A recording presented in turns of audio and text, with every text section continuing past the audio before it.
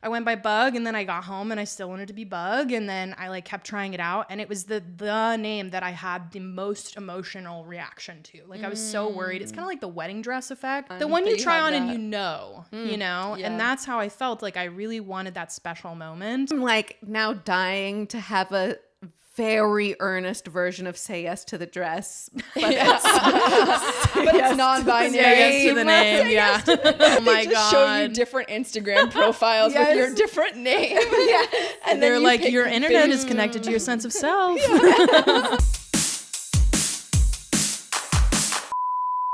This is a Heeb Media podcast. Welcome to Yenta, everybody! Podcast that's sometimes about comedy, sometimes about Judaism, and always about gossip. Today on the pod, we have Bug Williamson! Amazing comedian, writer, human, hilarious, talented performer on the internet. We are so lucky to have you, and I'm genuinely inspired by your art in the world, in the universe, and it is the type of art that needs to exist on the internet if you haven't seen them. But who are we kidding? You came here just for them. Yeah, truly.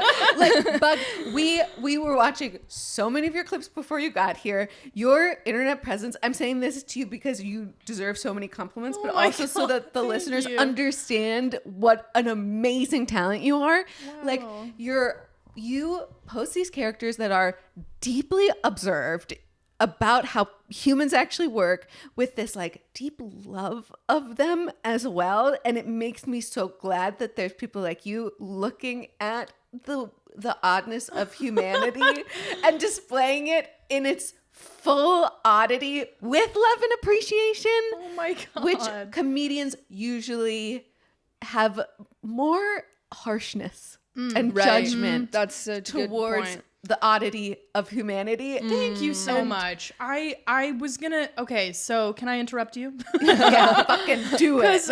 Because I really appreciate that.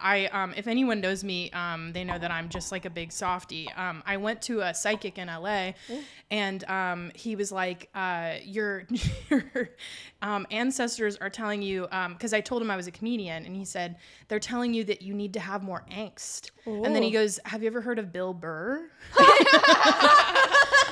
Nice job, psychic. Sure. Names one obnoxious comedian.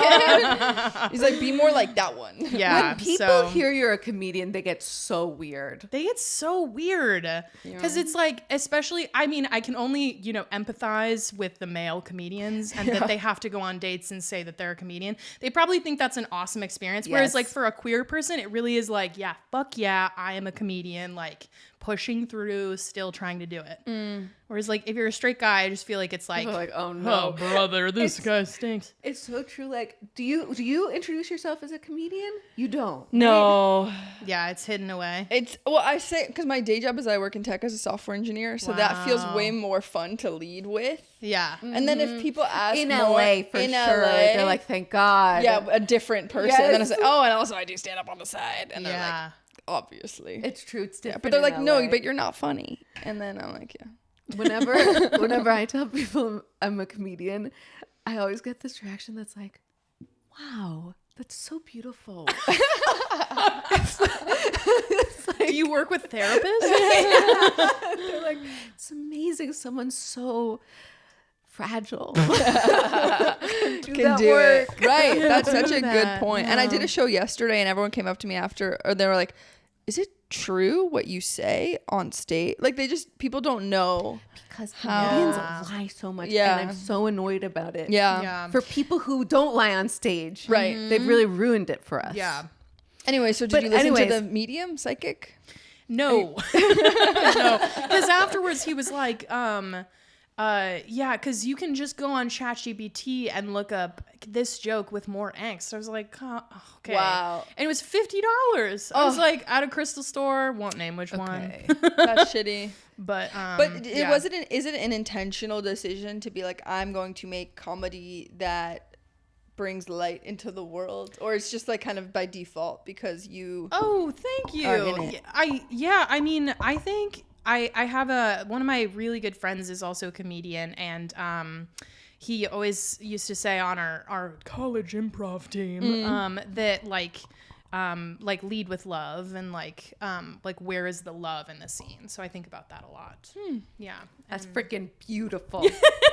Is this the friend that you have a show with at the Elysian in June that I forgot to but plug? that's Avery McClure. I have a show at the Elysian on June 5th. Huge. You can go Another to. really delightful internet comedian. Yes, really delightful. I was on an improv team with Avery for a while, and he rocks. So we're going to split an hour. Okay. 30 minutes each. Great. So it'll be cool. That's amazing. Yeah. And so we've done maybe a worse job than normal introducing the pod because this is our second time recording the introduction. Because I did a great job of forgetting to press record. It was sort of an artistic experiment. Yeah. Like what would happen if we recorded 15 minutes? Yeah. Again. And again. Yeah. So just for people who are tuning in for the first time, my name's Antonia Lissar. I'm a stand-up comedian. I'm, a nerd about religion and queerness and comedy and all that bullshit. And I'm Ray Schiller, and same. Yep. Did we do that already twice? No. This is the first time we did it, and the second go around. Good. And really, we're here to gossip. If you want the really juicy stuff, go to our Patreon at patreon.com/yenta, where we've put everything that's truly so explicit that it would ruin our careers if we put it right here. And we also do matchmaking on Patreon, so you should really check that out. Okay, but Bug, to you. Yes. We left off talking about your gender journey When we when were I recording, realized. and it was a really good conversation. Yes. So you went through a name change. And everyone should change their name. Yeah, I think everyone should change their name. There is an introspection that queer people have to have because you're like interrogating your sense of self that I feel like a lot of straight people just don't go through, and no hate, all love, all respect, peace and love. But it is a really hard journey to decide to change the word that you go by. It's intense. And people are often do not like that you do that. Yes. And and to that point, it's like it's almost an either. It's not even about. Okay, we had someone else on the pod who detransitioned and briefly, but then retransitioned. But she was talking about how like even when she detransitioned to her old name, everyone was like, "Stop!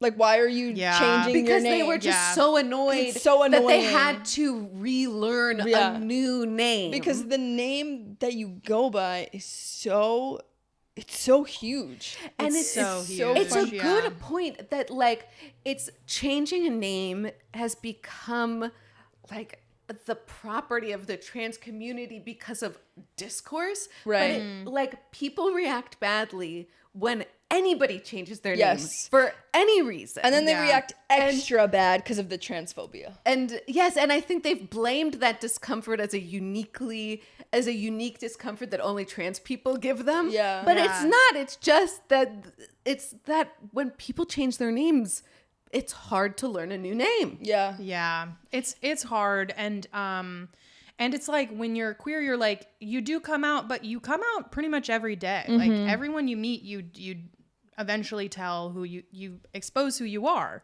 And like for my experience, like I knew I wanted to change my name like 2 years ago.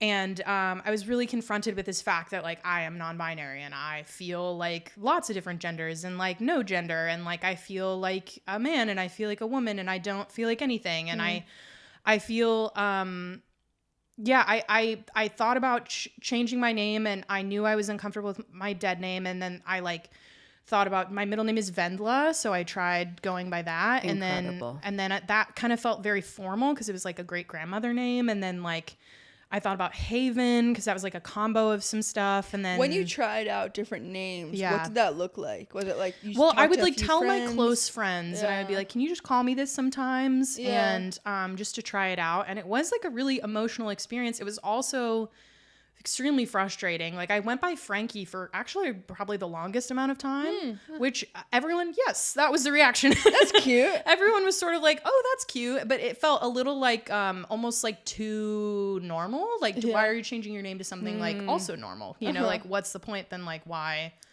change your name at all? And then basically what happened for me was I went on this trip. I was doing The Artist's Way by Julia Cameron. Shout out.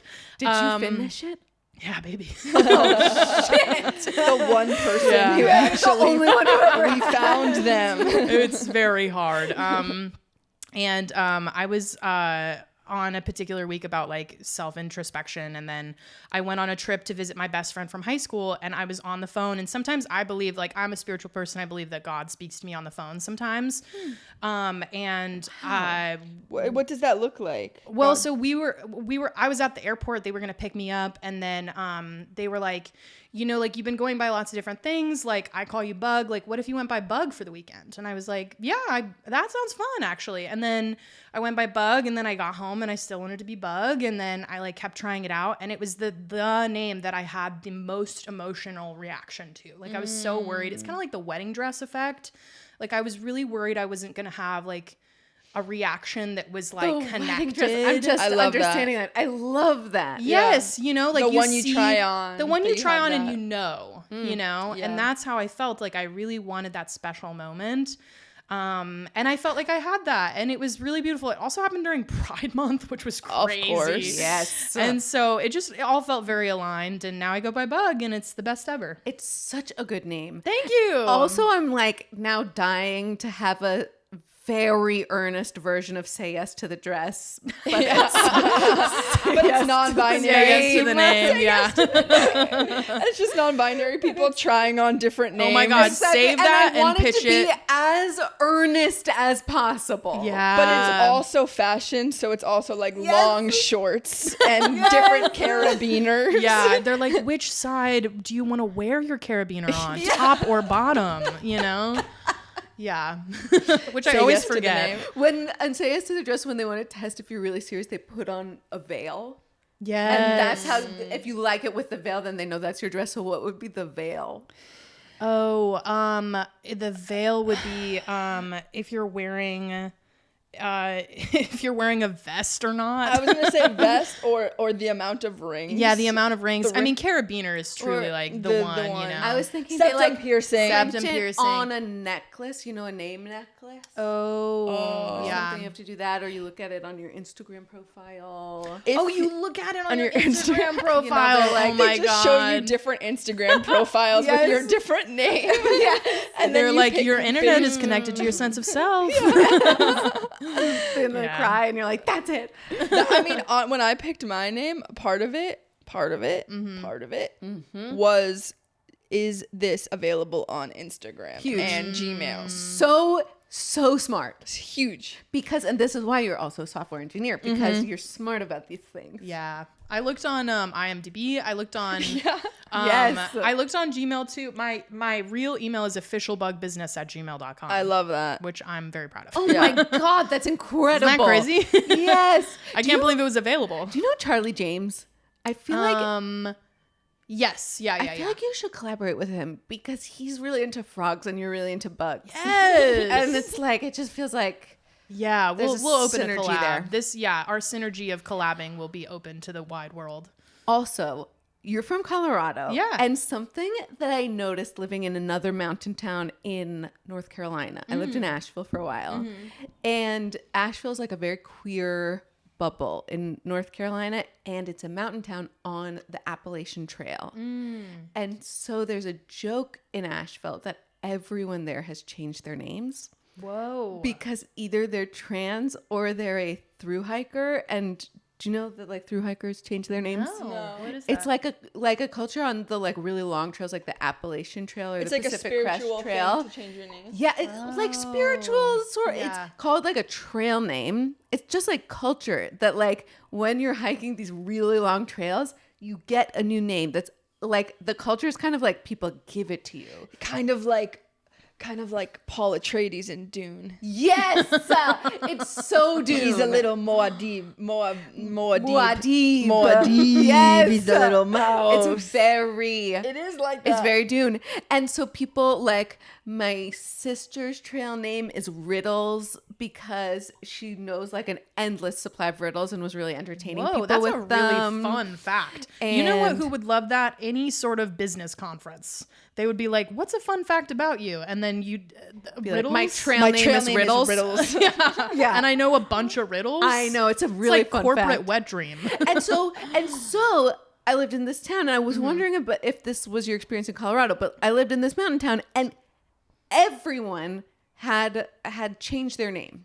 Wow. And it was like kind of like fascinating to see what that does in like a big community. That is so interesting because in Colorado, it it is so straight to me. Yeah. Where in Colorado? I'm from like Littleton, Colorado, which is kind of like 30 minutes outside Denver. And yeah, I have a cousin who changed her name to Fox. Nice. So I was like, we already got one beautiful. noun in the family. So, and everyone calls her Fox. So I was like, that sort of like led the way. And then, but yeah, I mean, like, I still haven't told like a couple of my high school friends because I'm a little worried that they'll be like, I'm not going to call you that. You know? Well, do they Which is tough. see you on the internet? Yeah, I think so. Some of them are like, yeah, I'm sure they'd be accepting, but I think it's just that fear of like wanting to be accepted for who you are so bad, which is just like a core thing about being a human being. You know? Seriously, we're obsessed. We're obsessed with just that. wanna be Guys, accepted. it's so last year. I'm addicted. Yeah. I went through 2 name changes that I don't like lead with, but for my entire like childhood and adolescence, I went by Tony because my full name's Antonia, but it was mostly because I felt profoundly non-binary and was like, I gotta get rid of this like feminine baggage. Yeah. But that wasn't a thing like as a child. No. And then at some point I felt like it was making me too much of a social outcast because I got really teased for it and for being like you know, wrongly gendered. Right. And then went back to Antonia and have since fallen in love with Antonia and really don't like the name Tony. That's great. Wow. And so that was an interesting change. But people are good at that because that's a nickname. Yeah. You know? Yes. Which is interesting. And they like nicknames that they've heard of before. Yes. If you try to create a new nickname, people do not like that. Yes. Yeah. The first guy to do like, what's one of the crazy ones? Like Jack from Jonathan. People were probably like, what the fuck? Yeah, you can't be Jack. That's or, not- or there's Dick no from act. Richard. Yeah. From Yeah. Richard is my favorite. Yeah. That's a good one. Yeah. And then I changed my Hebrew name. Do you know about that? I don't know. No, I don't think I knew. I like, same thing. My Hebrew name was Bracha, which means blessing. That's my Hebrew English name. Hey. Sorry. My Hebrew middle name. Oh my God, I love that. That's crazy. But I don't know. It felt like something was never quite right with it. And then when I started hanging out in Orthodox spaces, I noticed it was like a really girly name. And I was like, I don't like this. And then I met this guy named Simcha, and I was just like, you could have that as a name. Which Simcha means like joy. Oh, that's so sweet. And I was like, are you kidding me? You can just like be called that? Like that's the sickest thing I've ever heard. But I was scared to change it because everyone's really like precious about the like spiritual meaning of your Hebrew name. It's like tied to your soul and stuff. And then I got this great excuse, which is that I got really sick. And then there's this like practice that sometimes when people are really sick, they'll change their name to sort of like change Your like luck. change your luck. Oh, wow. And so I was like, Kind of like on the trail. perfect, kind of like on the change your trail, name. kind of like on the Back trail. to the trail. And so then I could just tell everybody, including the very Orthodox people, That you were that sick I was like, and you had to I'm change. changing it for this reason. Don't worry about it. That's sick. And that was so sick. That's wow, that's so beautiful. It is. Yeah. Changing your name is really, it's terrifying, but it's really special. Yeah.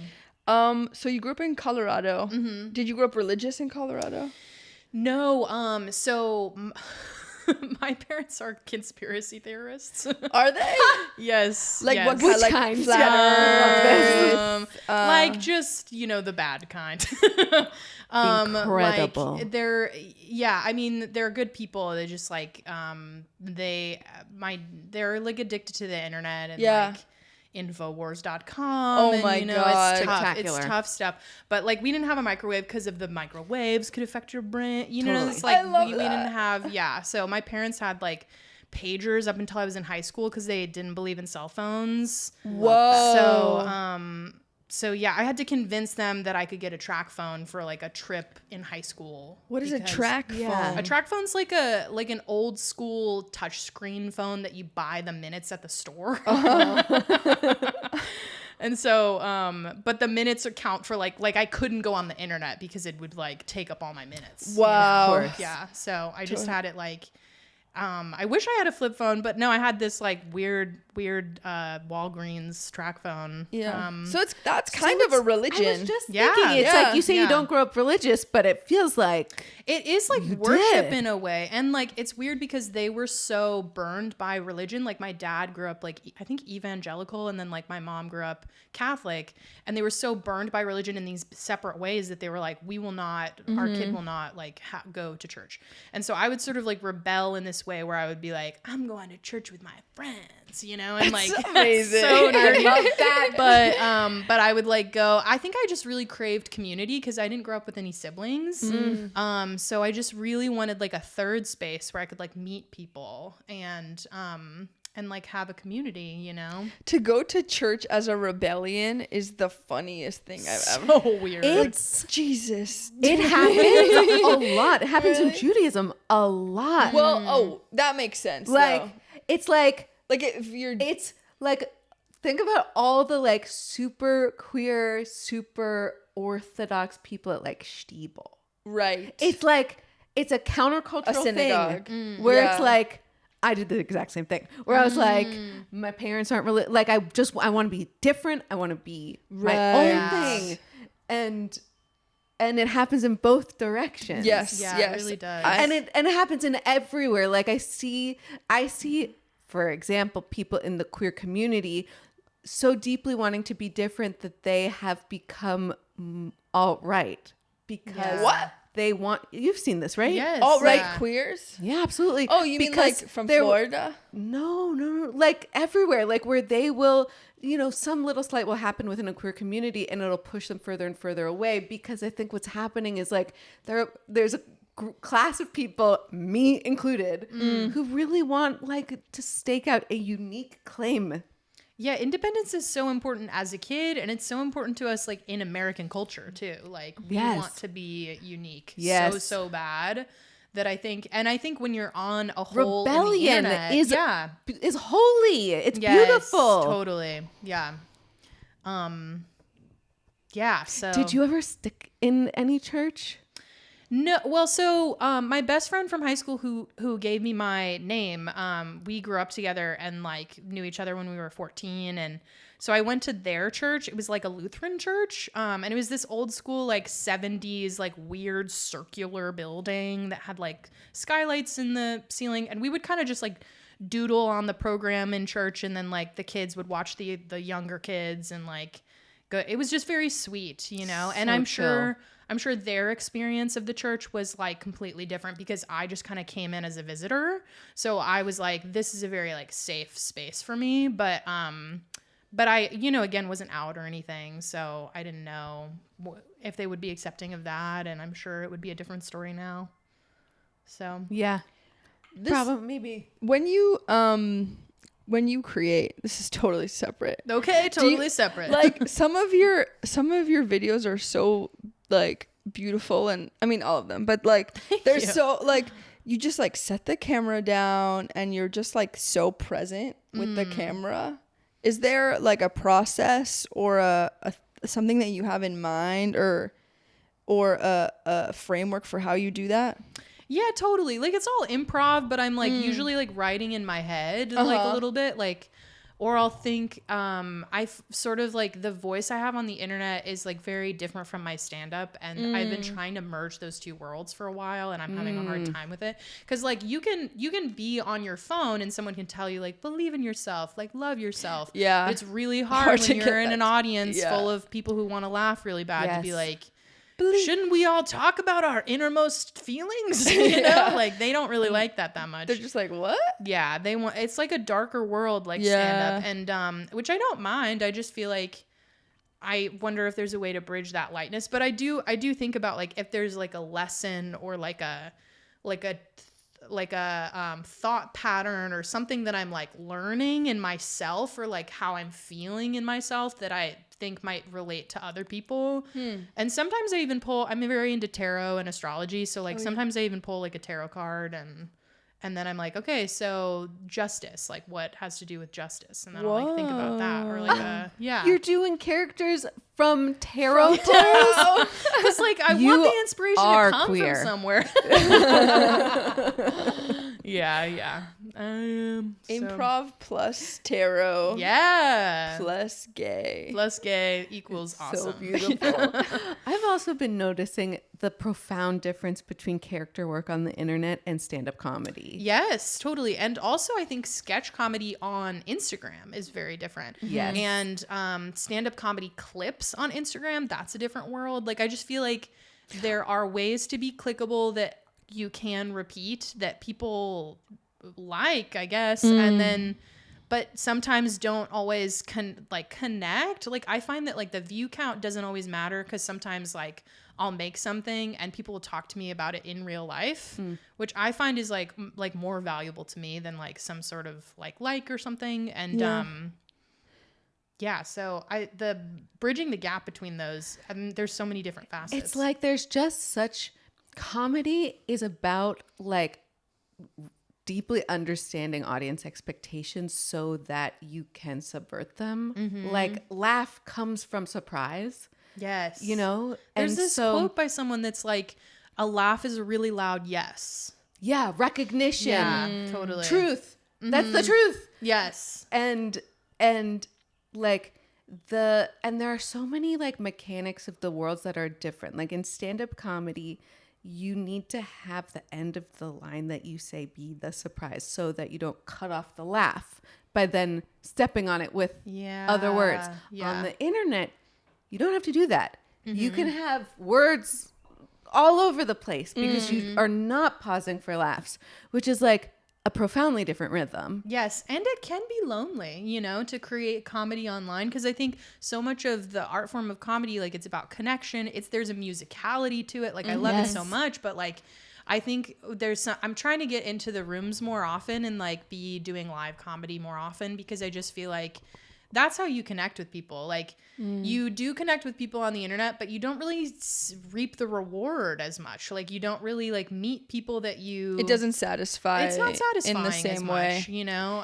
But do you have people from the internet come out to your shows and tell you? I hope so. One time I was at a divey bar show that is by a wonderful friend of mine, but it was a dive and this person, I had posted it on my story and she came up to me and she was like, "It's my birthday and I came here for my birthday to see you." Aww. And I was like, wow, I hope I was good.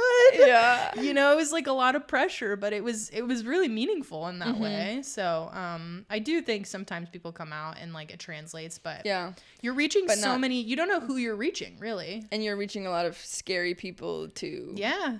Where? On the internet on or the real internet? life? No, on the internet. Yeah. More scary people on the internet.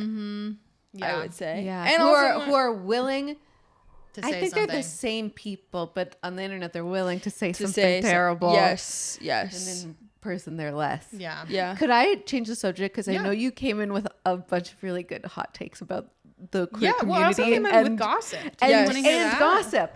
Okay, so basically, this is kind of gossip about myself. I went to my friend, a close friend of mine has. I'm like friend dropping. I'm like, you guys, I have friends. A close friend, actually. And this friend of mine has a birthday party every year where it's a smut party. And so it's a smut salon. So you have to come with smut written. Oh my God. And you write it. you write it yourself and everyone goes around the classroom and there's like no pictures or videos. Classroom. And it's like, you know, we're in the living room, but it's like we're at the smut salon. You know, use your imagination. Sorry. And There's a black. I'm in. we go around the classroom and we like share our smut, and it can be fan You fiction. read it out loud. You read it out loud. Yeah. So I have some of my smut. You will probably have to bleep some of this out. Is that okay? Can't read it. Oh no, we're not gonna bleep it out. I think we're just gonna leave it. Yeah, I mean, it's TBD. TBD. Okay, TBD. go ahead. Okay. Well, I'll kind of skim it because it is long. No. I'm gonna read the whole thing. Well, how long? How long are we talking? Page and a half. Read the whole thing. Okay. All right. Okay. So, do you know the show H2O Just Add Water, Mermaid No. Magic? You don't know the show? What is Okay. it? So it's a 2010s like mermaid live action show in Australia. It was like a cable TV show. Love. Where you don't know this? No. Oh, you guys. Okay, so there's I'm three thinking mermaids. There was a Disney Channel movie about This the is mermaids. not Disney Channel. No, This is okay. like some weird Australian. I'll tell you, Okay. I've heard the title. Okay. I Heard know the it title. exists. Have you heard Cleo? No. Well, I know. I mean, yes, I've heard that sound. Okay. I have heard that sound. Yes. Okay, so that is that sound. So they're Australian. There's Cleo, Emma, and Ricky. And they're swimmers, and they swim in the ocean in the center of a volcano under the full moon, and they become mermaids for a moment. But then they get out of the water. They're like, oh, we're okay. But then they realize, this is all in the pilot, so no spoilers. Then they realize every time they touch water, they turn into mermaids. So it's like the whole show is like, oh my God, you guys, we can't get wet. Okay, so you see where I'm going with this. Oh, yes. Okay, so mine is called H2O Just Add Pussy. Yes. And they all have powers. There's like water powers, and one can freeze stuff, one can heat stuff, and one can like move water around. Okay, so and then there's also Lewis, and he's just the friend. Okay, so Great. there we go. Okay. That's the preface. Okay, we're on board. Ready? Okay. Yes. This is long and weird. And I guess we'll stop you if we're like, this is too long. Okay, But- sure. Okay. I'm excited. Okay, full moons are potent creatures. Imbibed with magic, they can turn the most ordinary things extraordinary. That's what hung in the sky that night. A big, bountiful, full luna bulging out of the sky. Yes. Bulging. We have to be careful tonight, girls. Emma, the most practical of the trio, spoke up. After we become mermaids, only when we touch water, Cleo chimed in. It was important to her that being a mermaid was only a temporary affair. Even if the thought of soaking her half-fish body in the Australian canal, I don't know if that's real, titillated her. Titillated. Right, only when we touch water. It's important we stay as dry as possible and we don't look at the full moon. If we do, its powers can take over and we can go under a trance, and who knows what we'll do, what we'll become. I'm not scared of any lunation, Ricky, the feisty one, interjected. If there's anything to be afraid of, it's this bra.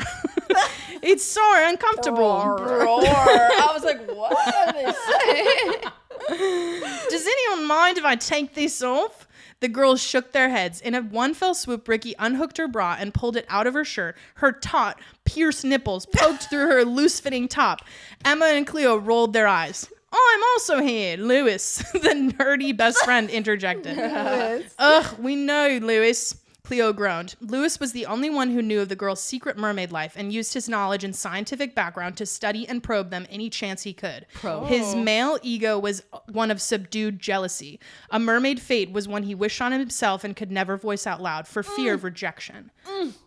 So guys, just to circle back, remember, don't go outside, don't look at the moon, and don't touch any water. Satisfied with his reiteration, Lewis sat down.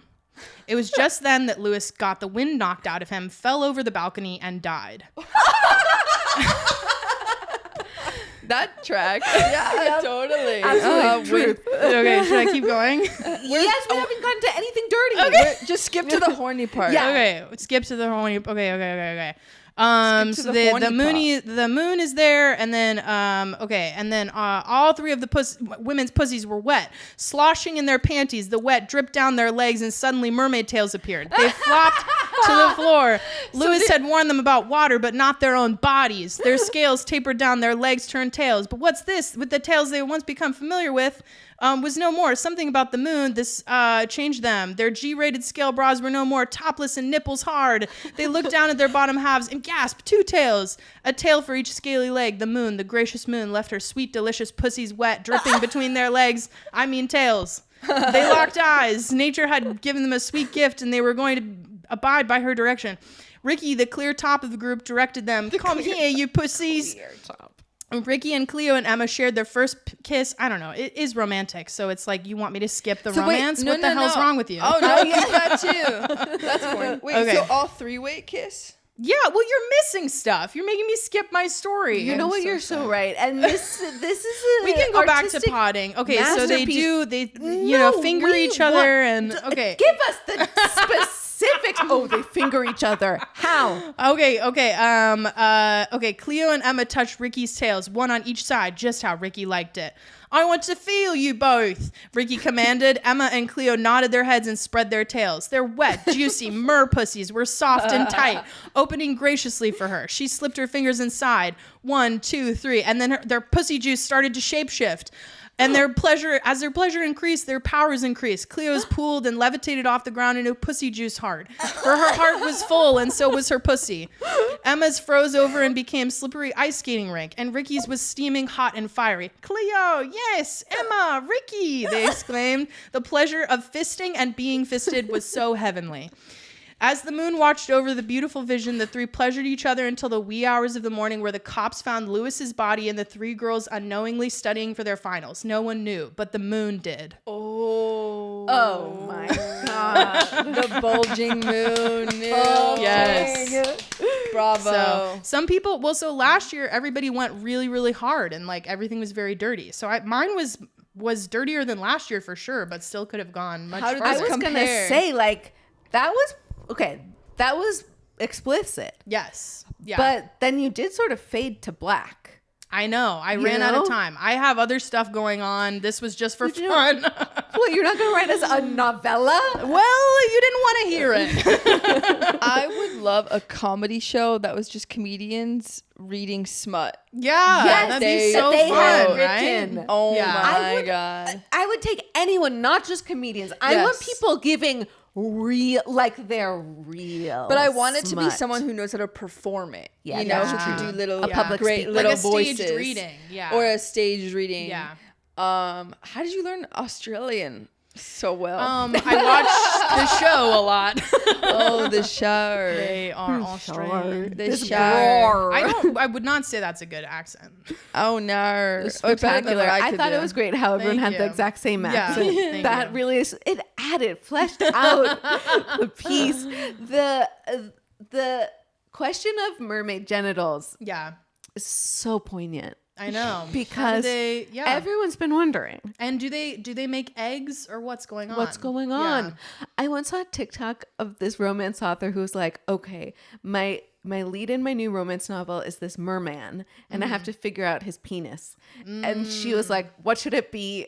Is it that like it sort of emerges from a slit? Does it like, what's the thing? And one option was that his tail sort of drops down like a pair of pants, like goes down a few inches, and then the penis like comes out. I'm thinking of like That an really Avatar stuck with me. situation Where it's not a penis. where it's just like their hair, their like heads blend. Yes. You know what I'm talking about? So instead it's their We've tails got blend. different genitalia. Yeah.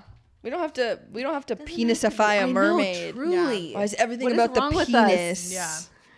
That was so spectacular. Thank you, Bug. Great gossip too. Yes. I want to come to these smut parties. How does one get an I invite? know. I don't know. We gotta host one, you know? I love that. Yeah. And I'm in. You should do it in Pico Robertson, because if you don't know, listener, Bug lives in Pico Robertson. I love that neighborhood. Not to dox you. Not to dox you. Oh, we can cut that out if you want. But the Orthodox Jewish neighborhood of Los Angeles. Yes. Do you interact with Orthodox Jews when you're like hanging out really? there? I mean, like I walk by Orthodox Jews Yeah. on my walks and stuff. Yeah.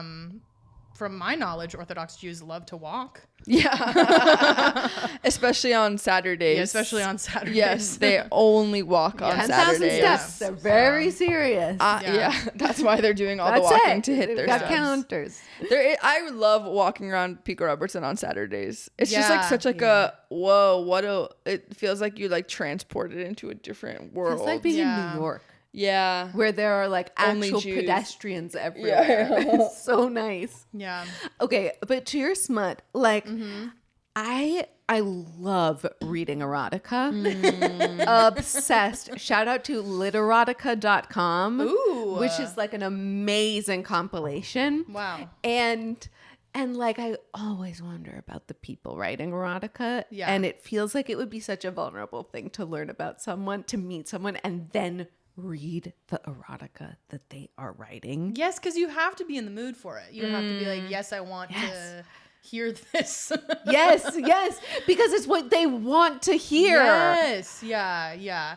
But it's like, it's different than, I don't know. It's not sex work. It's like sensuality. First of all, no one's making a dime. No one's making it. It's all for the love of the erotic game. fan fiction. Except It's for the love of the game. 50 Shades of Grey author. Right, except for all the published authors who are making lots of money. Heated rivalry author. Yes, yeah.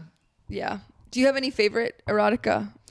I mean, she's not erotica. I do really like Sally Rooney. She writes a dirty scene. Ooh. Never read Sally Rooney. She wrote Normal People, Yeah. and Conversations with Friends, and Intermezzo, and she writes like sometimes like family dramas, but she has no punctuation, so you have to get into that. Huh. She'll just be like, and they said this, and this is that, and this is happening now, you know? So Interesting. that is kind of an interesting way to read. I like that. Breaking the form. Yeah, she like just doesn't do any quotes. Huh. So everything is kind of as if you're reading it in your head, which you are. Well, that feels like you need to learn another language to read that kind of book. I know, it is kind of interesting. And then she switches from perspectives. So like every chapter it'll be like a different person talking. So you have to really be like, okay, and now this is Connell, you know? Have you heard of or read Milk Fed? No. It's this book about a woman struggling with an eating disorder in Los Angeles. And she is also an agent. Shout out. Whoa. And a comedian. And she there's an incredible like horny sex scene where because obviously who gave her the eating disorder? The industry. Her mother. Okay. And the industry. Yeah. And so she has this like sex fantasy with like this older woman who is who like she like views as her mother. And it's like it's really good. Anyway, if you're looking for erotica. Okay, cool. You said the word milk, so like that's still what Milk I'm trying fed. to like. Are we talking like titties? Wow. Titty milk. like literally? Well, I haven't finished the book yet. Okay, so no spoilers. Oh, okay. So that's Yeah. where I am. I just finished that scene. This is sort of like the classy version of the milking farm book that I brought up. Do you know about this milking farm? No. Book. Wait, you're gonna know everything you need to know by looking at the cover of the book. And It is listeners, really similar. you should literally just Google "Morning Glory Milking Farm." That's the name of the book? That's the name of the book. But and here's the Antonia cover. gave me like a 30-minute pitch for this. And I was like, Oh my God. And it And now just I'm like reading- profoundly enriched my life for like 3 weeks because it was all I told anybody about. It's so funny. It was incredible. Wow. Have you read 50 Shades of Grey? No, I haven't. I am a big reader, but I'm like in a slump right now. I'm like, maybe that'll cure me, you know? If I just I've read got 50 Shades a of Grey. bunch of book recs to get you out of slump. Okay, perfect. I really specialize in that Yeah. because I fall into slumps. Yes, me Yeah. too. And this is gonna sound so nerdy. I'm reading too much nonfiction. Oh, So boy. I feel like Yes. I'm like I have some interest right now. Tell and me I'm about like, the interests. okay, astrology Yes. and tarot. And I'm reading this really good comedy book called Funnier. It's by Anne something. Her last name starts with an L. Oh my God, I love her. She worked at Second City for like 40 years. And she was like, I'm actually not very funny, but I'm really good at teaching comedy. And she has this theory about like comedy needs to have distance, pain, and recognition. And like those are like 3 elements of like creating good comedy. And so there needs to be like distance, like you need to feel safe to talk about something, and like it needs to be like maybe in like a familiar voice or like a character, or like, and then like how close are you to it or that event. And then recognition is like a literal yes, like we were talking about earlier, like I see the truth in you, and it is in me as well. And then like pain, like there's this bless you. Wow, bless you. There's like slapstick, but there's also like slapstick comedy, but there's also like pain is funny, you know? Yeah. And like embarrassment and yeah, so And pain it's can very be interesting. small. It can just be a little complaint. Can be pain. Yeah. You know what this makes me think of? I love that structure to talk about comedy. Yeah. Really, like the truth of that really resonates. Yes, totally. And I've like talked to other people about like the theory behind comedy. How do we do it? And I like had one teacher who really gave me an amazing explanation. And then I think about it all the time. It reminds me a lot of how we talk about God and religion, where we're like, there's this thing. Yeah. When we laugh, it's so incredible. Holy. And we really want to do more of it and get there more and equip people to help get us there because it's so great. Yeah. And there are But they're like, you can't there are understand it. different and there are some people who are so positive. This is how you get there. And we hear that, we're like, yes. Yeah. That's it. That works for me. That's exactly how I do it. And then I'm sure there's someone will walk into this room and be like, no. That's not how you do comedy. I do it in a completely different way. And then maybe they preach to people who also are like, yes, that's how you do comedy. It all feels like the way we like start religions where It's all just a cult. where things we're trying to get somewhere. The comedy beauty. schools, like there are plenty of schools where people are like, I will teach you comedy and here's how you do it. Only Yes. $500 for 1 month, Yeah. you know? And And like if you pay $500, then you get a friend to pay $500. Yes. Then you get $50 off. Yeah. And then they get it. We're not naming names. Yes. Yeah, but it's like that. I think it's like I always try to remind myself that, like, especially when I was first starting stand-up, because it's just so scary to start. When I was first starting out, and always I try to remember that, like, your audience wants to laugh so bad. Yeah. They do not hate you. But you know? I feel like some rooms in LA hate you. It's both. It's like a both and. They're both like desperate to laugh. Yeah. And part of laughter is like truth. And so they desperately don't want artifice or manipulation. Yeah. And once they start sensing artifice and manipulation, it's like profoundly disturbing and really turns people off. And they get really angry with you Yeah. because they want to laugh so badly. Yes. It's almost like that feeling of needing to laugh is kind of like hunger. You know, like if you've ever worked at a restaurant, being the host is like the worst job because everybody comes to you hungry and they're pissed off at you for not seating them. Even if you have a table that you're not for some reason allowed to seat them at, it's like you were arranging a seating arrangement for some reason, but it's like everyone that comes to you, like one of my first jobs was Waffle House.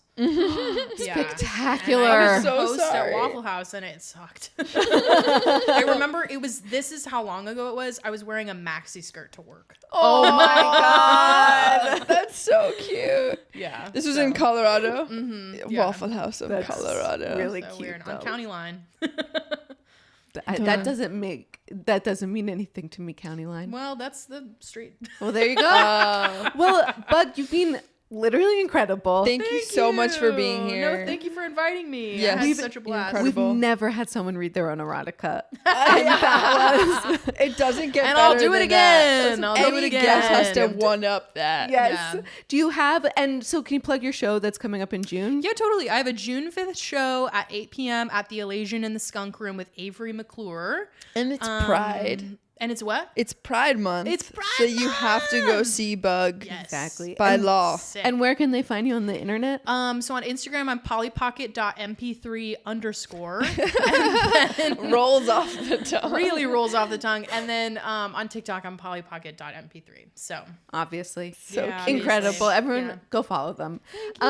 Thanks for being here. If you liked this episode, you'll like our Patreon at patreon.com/yenta. It's so juicy. So dirty. It's so dirty. Gross. And we will matchmake you with a lot of amazing queer people. Yes. So get involved with that. And thanks for being here. Thank you. Love you. Bye. bye.